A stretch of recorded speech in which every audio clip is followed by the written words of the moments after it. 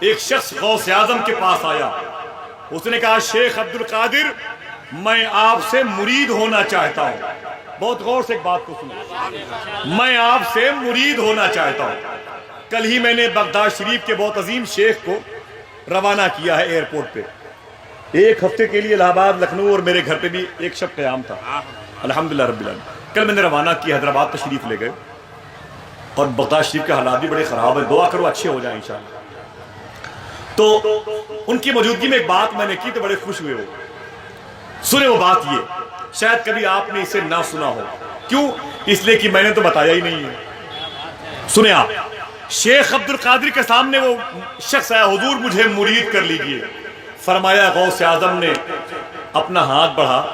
اس نے کہا ہاتھ تو بڑھاؤں گا لیکن میری پہلے 2 شرطیں قبول کر لیں. کتنی؟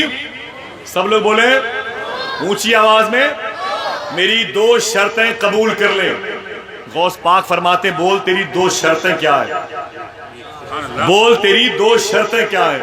اس نے کہا میری پہلی شرط یہ ہے کہ میں چوری کرتا ہوں، بند نہیں کروں گا.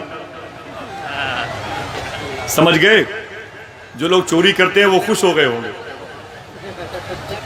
اس نے کہا میں چوری کرتا ہوں، بند نہیں کروں گا، چوری کا سلسلہ جاری رہے گا. فرماتے غوث اعظم استغفر اللہ، یہ کوئی شرط ہے؟ اچھا بول دوسری. کہا نماز نہیں پڑھتا ہوں، نماز بھی نہیں پڑھوں گا. فرماتے غوث اعظم شریعت کے خلاف عمل کرتے ہو اور شیخ عبد القادر کا غلام بننا چاہتے ہو. تو اس نے کہا حضور بڑے بڑے چوروں کو، ڈاکوؤں کو آپ ہی نے سنوارا ہے، بڑے بڑوں کی بگڑی یہی بنی ہے، بڑے بڑوں کی بگڑی یہی بنی ہے، مجھے بھی قبول کریں. فرماتے ہیں غوث اعظم نہیں، تجھے یہ 2 شرطیں اپنی چھوڑنی پڑے گی. کہا نہیں، دربار شیخ عبد القادر کا ہے، واسطہ آپ کی ماں فاطمہ کا.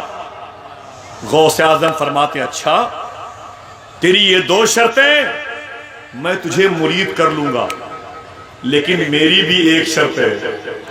اس نے کہا آپ میری 2 مان لیں، میں آپ کی 1000 شرطیں مان لوں گا. اسے کیا معلوم تھا وہ کس سے باتیں کر رہا ہے. کہا آپ میری یہ 2 شرطیں مان لیں، میں آپ کی 1000 شرطیں مان لوں گا. فرماتے غوث اعظم نہیں 1000 نہیں، میری صرف ایک شرط ہے. کہا حضور جلدی بولے، میں قبول کرنے کے لیے الفاظ کو آپ کے قدم کے نیچے رکھنا چاہتا ہوں. غوث اعظم فرماتے میری ایک ہی شرط ہے، وہ یہ ہے، جتنے پڑھے لکھے لوگ ہیں وہ مسکرائیں گے اس ایک شرط کی گہرائی کو سن کر کے. فرماتے غوث اعظم میری ایک شرط وہ یہ ہے کہ جب اذان کا وقت ہو جائے تو اذان دے دیا کرنا. جب اذان کا وقت ہو جائے تو اذان دے دیا کرنا. اس نے کہا حضور شرط قبول ہے. ہاتھ بڑھایا، غوث اعظم نے مرید کر لیا، گھر واپس چلا گیا. 3 دن تک 5 وقت اذان کا وقت ہوتا تو گھر میں چپکے سے اذان دیتا. 4تھے دن بیوی نے کہا دماغ خراب ہے، اذان پہ اذان دیے جا رہے ہو، لے دے کے اذان، لے دے کے اذان، نماز کب پڑھو گے؟ بڑا شوق ہے اذان دینے کا تو محلے کی مسجد میں چلے جاؤ.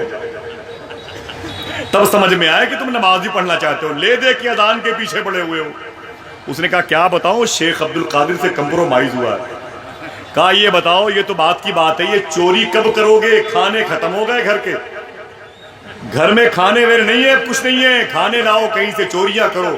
اس نے کہا وہی تو تاڑ رہا ہوں کہ کون سا وقت نکالوں چوری کرنے کے لیے جب اذان نہ دینی پڑے، ورنہ معلوم ہے کہ مین وقت پہ اذانوں کا وقت دقت ہو جائے. تب اس نے بڑی محنت کر کے دماغ کو لگایا، رات کے 11 بجے کا ایک وقت نکالا. 11 بجے جاؤں گا، 3 بجے سے پہلے چوری کر کے واپس آ جاؤں گا. اپنے گھر سے نکلا، بغداد شریف میں ایک امیر آدمی کے دیوار کو پھلانگ کر کے گھر کے اندر چلا گیا. بڑا گھر تھا، بڑا کشادہ تھا، بڑی پراپرٹی، درہم و دینار، سونے چاندی کے سکے تھے. اس کمرے تک پہنچا، اس نے دروازے کو کھولا، چراغ جلایا تو اس کی آنکھیں پھٹ گئیں، اتنے زر و جواہر تھے. پاگل ہو گیا. اس نے جلدی جلدی بوریے میں سب پیسوں کو رکھنا شروع کر دیا، سکوں کو. اتنی دیر ہو گئی لیکن مصروف تھا. بوریے کا گٹھر اٹھایا، اس نے کاندھے پہ رکھا. جیسے اس کمرے سے نکل کے دالان میں آیا، اسے یاد آیا یار اذان کا وقت ہونے والا، اسے یاد آیا کہ اذان کا وقت شروع ہو گیا ہے اور میں نے عبد القادر سے وعدہ کیا۔ وہی اس نے بوریاں رکھی، اسی کے دربار میں اذان دینی شروع کر دی۔ اذان کی آواز سن کے پورا گھر جاگ گیا۔ جب اذان مکمل ہوئی تو کیا دیکھا کہ سنتری منتری پورا گھر جاگ گیا۔ اب یہ پریشان ہو گیا۔ اس کی پریشانی عجیب و غریب تھی۔ غوث اعظم اپنی خانقاہ میں، اپنے محلہ باب الشیخ میں، جامعہ قادریہ میں اپنے غلاموں کے ساتھ بیٹھے بیٹھے ہنس رہے تھے، کہہ رہے تھے پھنس گیا۔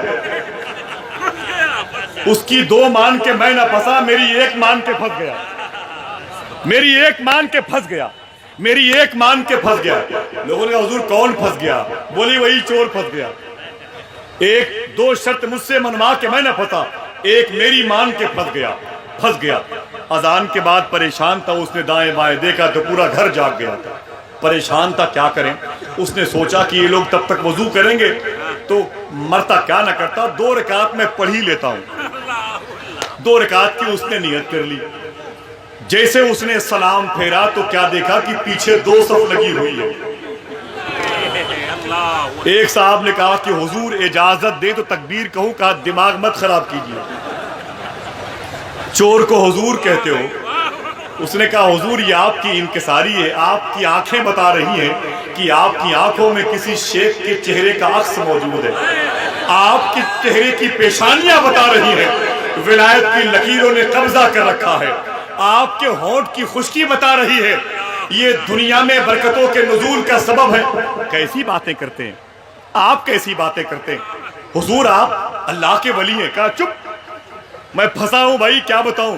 کہا حضور وقت نہیں ہے، سورج نکل آئے گا، تکبیر کہوں؟ اس نے کہا ہاں کہو بھائی۔ جھلا کے کہا تکبیر کہو۔ جب تکبیر کہی گئی تو وہ چور جو بن کے گئے تھے انہوں نے نماز پڑھائی۔ نماز کے بعد سلام پھیرا تو پورے مقتدی ان کا ہاتھ پاؤں چومنے لگے۔ کہانی ختم۔ ہاتھ پاؤں چومنے لگے تو وہ سب کو لے کے گئے درہم و دینار، سونے چاندی کے بوریے کی طرف۔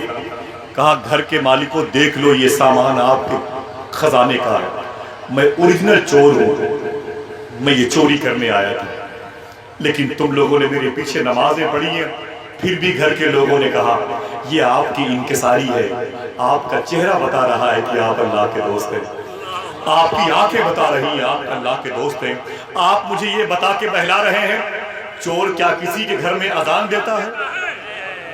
چور کیا کسی کے گھر میں خدا کے ایک ہونے کا اعلان کرتا ہے؟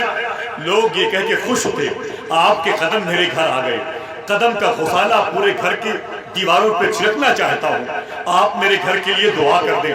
اتنا سننا تھا، اس نے اپنے دونوں ہاتھ کو جوڑا، غوث اعظم کے محلے کی طرف دیکھا بابو شیخ، اور ہاتھ جوڑ کے کہا مان گیا شیخ عبد القادر، مان گیا، مان گیا شیخ عبد القادر، مان گیا۔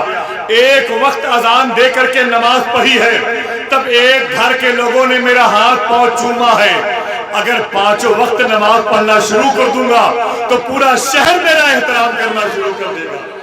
اللہ اللہ۔